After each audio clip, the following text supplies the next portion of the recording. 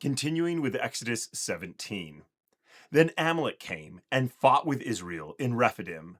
Moses said to Joshua, "Choose men for us and go out and fight with Amalek. Tomorrow I will stand on the top of the hill with God's rod in my hand." So Joshua did as Moses had told him and fought with Amalek. And Moses, Aaron, and Hur went up to the top of the hill. When Moses held up his hand, Israel prevailed. When he let down his hand, Amalek prevailed. But Moses' hands were heavy, so they took a stone and put it under him, and he sat on it.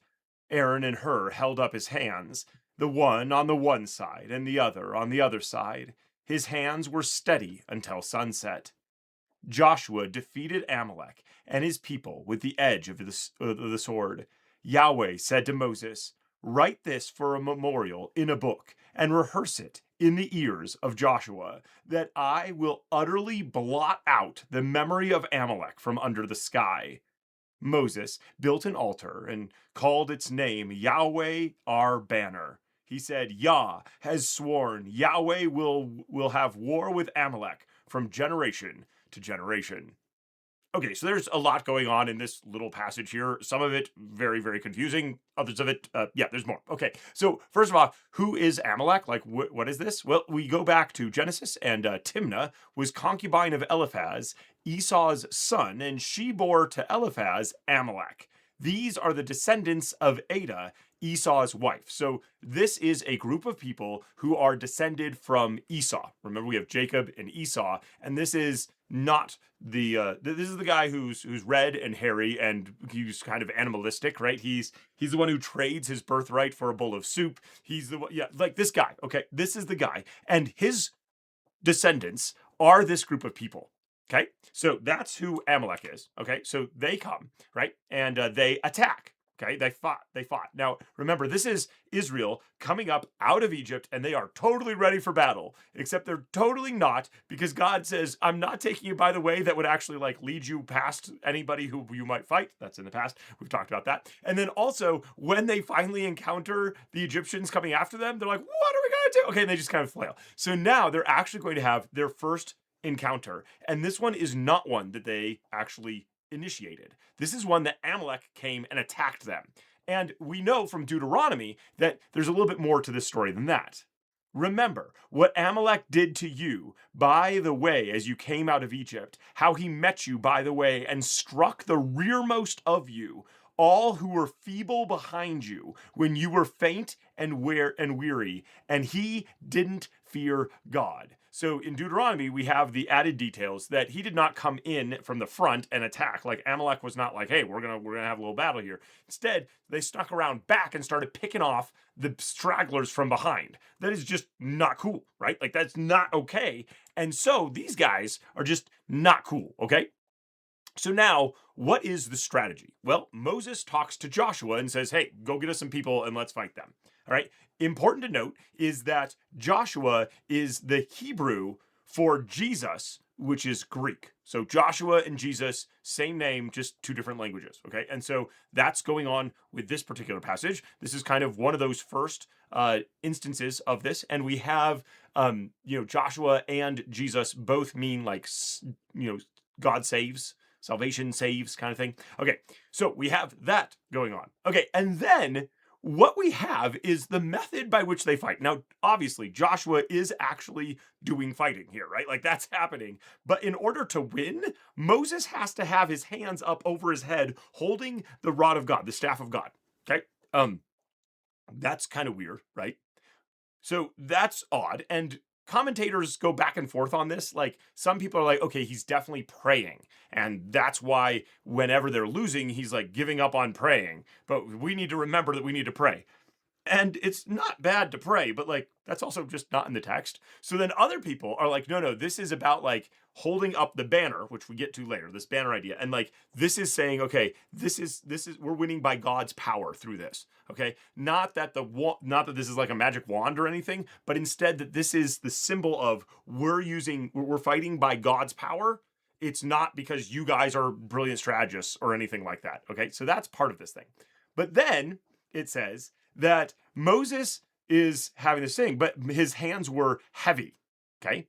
And that verse heavy brings us back to Exodus 7, for example, right? Where it says, Yahweh said to Moses, Pharaoh's heart is stubborn. He refuses to let the people go, or unyielding, or heavy. Okay. We've talked about that particular word before, but this is a very important word. And whenever things are heavy, unyielding, stubborn, whenever things are happening like that, Israel's not doing so well. Okay. In this case, they're actually getting defeated when that happens. So Moses sits down. They put him on a stone. Okay. And it's Aaron and Hur. And Aaron, of course, is his brother. And then tradition tells us that Hur is either his brother-in-law because he married Miriam, or it's Miriam's son, so he's a nephew. So either way, tradition says that he's related some way, family kind of thing. But we don't have anything like that from the text. Okay, that's just tradition that goes on to this. Okay, so he sits down, and then he's holding up this thing, which is getting heavy, and then the people come alongside and help him hold that up, and then they win. Okay, and then he says, "Hey, rehearse this to Joshua so that he knows what's going on, and we're going to utterly blot out the memory of Amalek from under the sky." Well, okay, the word blot out isn't quite right because that would leave some ink behind. Like the word is like scrape clean, like erase entirely. So it's kind of ironic, right? That we're going to record this, that Amalek was, attacked them, because we're going to completely erase their name. Okay, we're recording their name and the thing that happened so that we can erase them entirely. Okay, and there are people who will look at this and be like, okay, so God is saying that he's going to completely erase them. Okay, and then as we follow the story throughout the Bible, we get all the way, I think it's into 2 Samuel, where they're still not, like they keep getting defeated, but they're not gone. In fact, the last that we hear of them, I believe, is 400 of them riding off on camels, escaping, destruction. Okay, so like they're still out there or something. So then people are like, okay, well, so this is clearly God messing up with his promises, right? Like they're not blotted out. They're still here. They're still around. But we have this idea of we're recording that they're losing. We're recording that's the end. Okay, and after these 400, we if I have that right, we don't hear about them anymore. So they do kind of disappear into that. Okay, but is he killing them all? No, but they're no longer a threat. They're no longer somebody that we need to fear. This is not something that we need to worry about.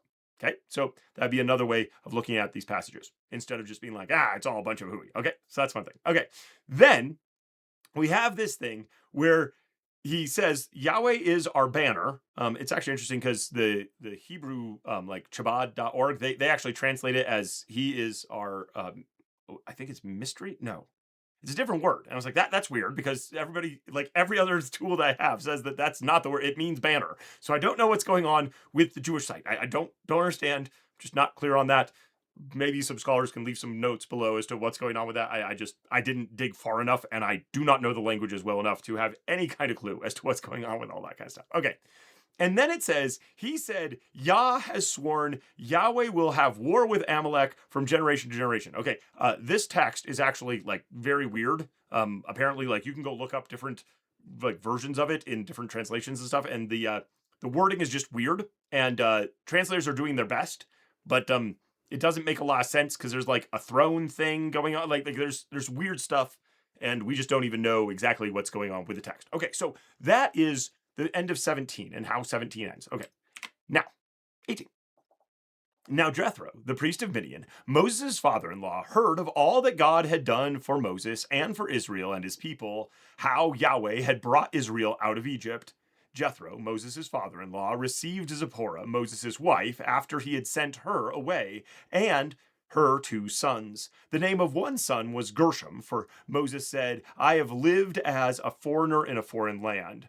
The name of the other was Eleazar, for he said, my father's God was my help and delivered me from Pharaoh's sword. Jethro, Moses' father-in-law, there it is again, came with Moses' sons and his wife to Moses in the wilderness where he was encamped at the mountain of God. He said to Moses, I, your father-in-law Jethro, have come to you with your wife and her 2 sons with her.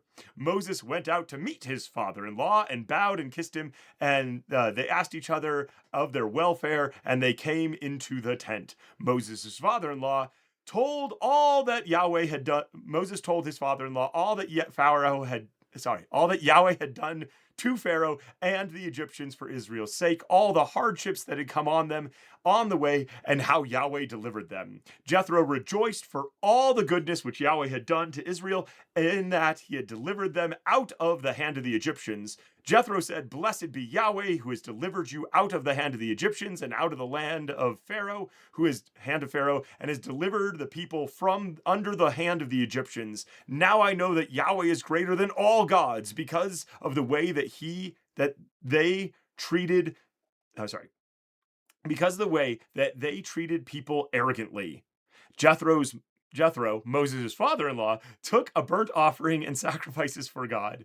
Aaron came with all the elders of Israel to eat bread with Moses' father-in-law before God. A lot of father-in-laws, a lot of Jethro father-in-laws right there with this whole thing. Okay, so chapter 18 is a little bit strange because of the chronology of this. So, like, now they're at the mountain of God, but like, they're not there yet. We haven't quite gotten there, right? We're not quite there yet. Okay, they've just been attacked, and then we have this, like, all this talk about like defeating Egypt, but they just fought against Amalek. So like, what, like this is kind of strange that this is here. Okay, like, what's going on with that? That is a question that we're just going to hold on to for a minute, because I think that we can see the answer in a bit. But we also have this interesting stuff where they're talking and they're doing this stuff, and there's a bunch of cultural stuff going on, including the fact that they do this sacrifice and then sit down to have a meal. And basically what this is you don't just burn up your meat on a sacrifice thing. I mean, there are some sacrifices where you burn up the whole thing, but typically you're actually having a barbecue. And what you do with this is you offer the meat, and then you all sit down and you have a barbecue together, a feast, where you are recognizing that God is part of this whole thing. It's part of the system by which you worship and connect with other people, and also recognize God as being there. Like, it's a whole thing that goes on, and that's what's happening here with this thing. Okay, so that's what's going on with this, with Jethro, Moses' father-in-law. A lot of talking. Okay, so that all happens, and now on the next day, Moses sat to judge the people, and the people stood around Moses from the morning to the evening. When Moses' father-in-law saw all that he did for the people, he said, "What is this thing that you do for the people? Why do you sit alone and all the people stand around you from morning to evening?" Moses said to his father-in-law, "Because the people come to me to inquire of God. When they have a matter, they come to me, and I judge between a man and his neighbor, and I make them know the statutes of God and his laws." Okay, so now we have Moses sitting down, and the people are coming, and they're standing around, and he's judging them all day. Okay, and it's interesting because that word of, like, whenever they have a matter or whenever they have a dispute, the word is anytime they have a thing. Okay, that's another word for a thing. Anything that comes up, they come to me for that. Okay, so anything that happens, and I let them know. Okay, and it's interesting because he's sitting down.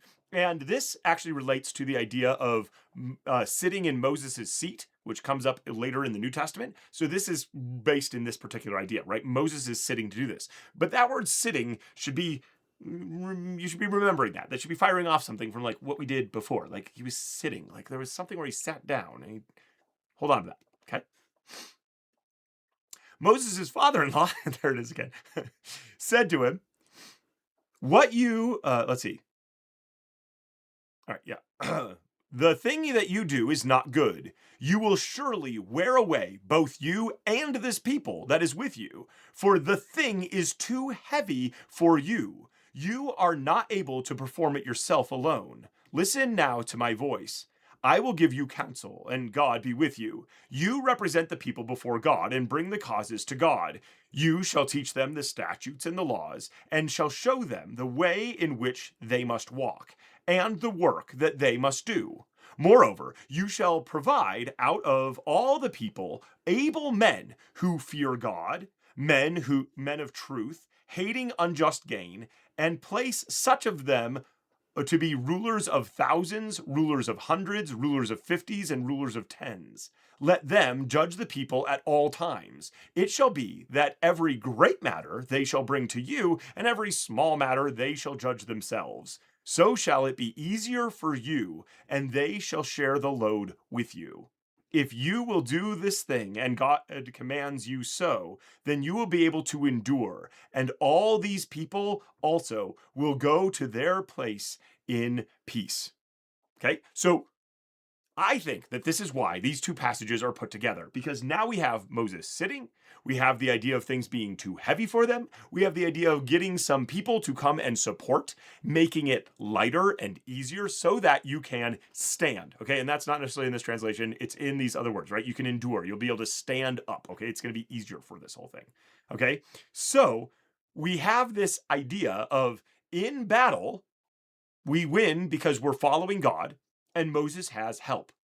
And in the societal system, the way that we win is by Moses listening to God and passing that along and having help. Okay, so I think that this is why these two passages are put together like this. Okay, and then this idea of capable people, these people who are able, we have the idea of strength and ability and wealth. Like these are people who are not looking to make money or to get messed up by the system, but instead they're just there to serve. That's truly their entire purpose in doing this thing. Okay, so we have that. That's what they're going to do.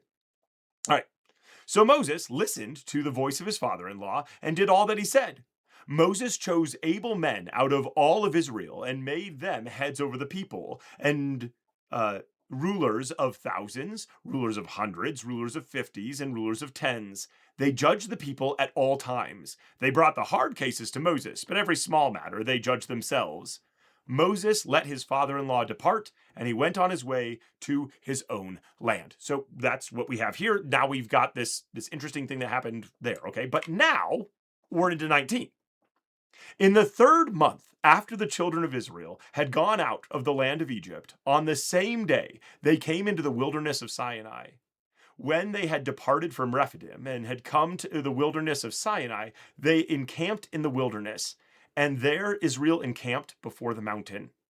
Okay, so what we have here is they're now at the foot of the mountain. They finally made it there, and this is where it might make more sense that Jethro came at this point, right? When they're actually at the mountain, right? Because now we're going to start a very long period. In fact, this is 57 chapters of your Bible, apparently until Numbers 10. We're going to be in this very spot. And it's going to cover about a year of actual time, but 57 chapters, that's longer than the entire book of Genesis, which is 50 chapters. Okay, so we're just going to sit here for a long, long time as we go through this. Okay, and this word of desert, right? They came into the wilderness. Yours might say desert. Wilderness is a better word for this. It actually is like grazing pasture land. Okay, so there's actually stuff for the things to eat. It's not a desert as in sand. It's wilderness as in there's no people out here. Okay, we're out in the middle of nowhere. Okay, but there is stuff for the animals to eat and all that kind of stuff as they're going through this. Okay, so we have them come up to this area, and they have now camped at the foot of the mountain. And Moses went up to God, and Yahweh called to him out of the mountain, saying, "This is what you shall tell the house of Jacob, and tell the children of Israel. You have seen what I did to the Egyptians, and how I bore you on eagle's wings, and brought you to myself. Now, therefore, if you will indeed obey my voice and keep my covenant, then you shall be my own possession from among all peoples, for all the earth is mine, and you shall be to me a kingdom of priests and a holy nation. These are the words which you shall speak to the children of Israel." Moses came down and called the elders of the people and set before them all the words which Yahweh commanded him. All the people answered together and said, "All that Yahweh has spoken, we will do." Here we have another example of possibly weird chronology in the text, okay? Because as you pay attention, Moses goes up and down a whole bunch of times, okay? And but then the text is also hey, and but they'd also already said this, and so exactly what's going on in which way, a little bit unclear for us. It could easily be thematically arranged the way that we just saw with the previous chapters, okay, and the content there, okay? So that's a big part of what's going on. But God is saying, look, the whole world's mine. So it's not no one else is my people, but You will be my special ones. You're going to be a kingdom of priests. You're going to be the people who are going to represent me. You're going to be different from everybody else if you're going to keep my covenant. And the people are like, yeah, we're totally going to do that. Okay. All right. Moses reported these words of the people to Yahweh. Yahweh said to Moses, behold, I come to you in a thick cloud, that the people may hear when I speak to you, and may also believe you forever. Moses told the words of the people to Yahweh, which he already said, right? Okay, and then Yahweh said to Moses, go to the people and sanctify them today and tomorrow, and let them wash their garments and be ready on the third day. For on the third day, Yahweh will come down in the sight of all the people on Mount Sinai. You shall set bounds to the people all around, saying, be careful that you do not go up onto the mountain or touch its border. Whoever touches the mountain shall surely be put to death. No hand shall touch him, but he shall surely be stoned or shot through. Whether it is animal or man, he shall not live. When the trumpet sounds long, they shall come up to the mountain. So, if you go touch this mountain when God descends upon it, you're going to get killed from a distance. We're not even going to come over and kill you or grab you or anything. We're going to just shoot you dead right where you are, or throw rocks at you until you're dead, because you're like really like really bad, right? You're really radioactive. Like this is not good. We're not going near you with this, okay? So Moses went down from the mountain. Okay, here we go, up and down. Okay, down to the mountain to the people and sanctified the people, and they washed their clothes. He said to the people, be ready by the third day. Don't have sexual relations with women. Okay, and what's with that? Okay, well, this has to do with being topped off and ready to meet with God. It has nothing to do with that this is particularly dirty or impure or anything like that. It is that you are not full up to meet with God. And there's a whole lot more on that. I like to think of it in video games kind of thing, like you don't have all your mana if you're doing that. And if you're not topped off, you can't go meet with God, who's fully set. Dr. Michael Heiser has some stuff on this. If you want to go learn more, I recommend that. But we're going to stop there, especially because this is for kids. Okay, okay, all right. On the third day, when it was morning, there were thunders and lightnings and a thick cloud on the mountain, and the sound of an exceedingly loud trumpet, and all the people who were in the camp trembled. This lightnings and stuff should be reminding you of the storm god imagery, right? We've got that going on again, and now it's just loud and loud and loud. Moses led the people out of the camp to meet God, and they stood at the lower part of the mountain. All of Mount Sinai smoked because Yahweh descended on it in fire, and its smoke ascended like the smoke of a furnace, and the whole mountain quaked greatly. When the sound of the trumpet grew louder and louder, Moses spoke, and God answered him by a voice. Yahweh came down on Mount Sinai to the top of the mountain. Yahweh called Moses up to the top of the mountain, and Moses went up. Okay, this is bringing us all the way back to Exodus 3, where, first, this is the first time that Moses encounters Yahweh, and Yahweh's angel appeared to him as flame of fire. Now, everybody is seeing the flame. And it's not just that, there's also this giant loud sound that's just getting louder and louder, and the whole thing's shaking, and there's smoke just billowing up everywhere. This is pretty intense, okay? Yahweh said to Moses, go down, warn the people that lest they break through to Yahweh to gaze, and many of them perish. Let the priests also, who come near to Yahweh, sanctify themselves, lest Yahweh break out on them. Moses said to Yahweh, the people can't come up to Mount Sinai, for you warned us, saying, set boundaries around the mountain and sanctify it. Yahweh said to him, go down, you shall bring Aaron up with you. But don't let the priests and the people break through to come up to Yahweh, lest he break out against them. So Moses went down to the people and told them. Okay, so we also have this thing, again, Moses going up and down and telling people, hey, seriously, don't come over here, even though there's fire and smoke, okay, all that kind of stuff. But we also have another interesting theme that's going on here. Complete this pair, heaven and... In our culture, we tend to think it's heaven and hell, but in the Bible, apparently it's always, like almost always, heaven and earth, okay?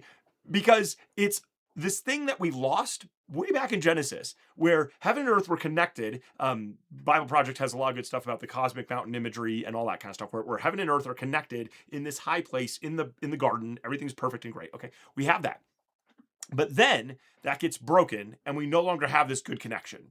And now we're once again having a connection of these two things, where God is coming down and Moses is going up to him, and we have a reconnection. Okay, this is going to happen again and again throughout Scripture, ultimately culminating in Revelation, where the new heaven and the new earth get reconnected and everything's cool and stuff like that. Okay, but this is an example of that imagery here as well. And then this is all just setting up what's to come in the rest of Exodus and beyond.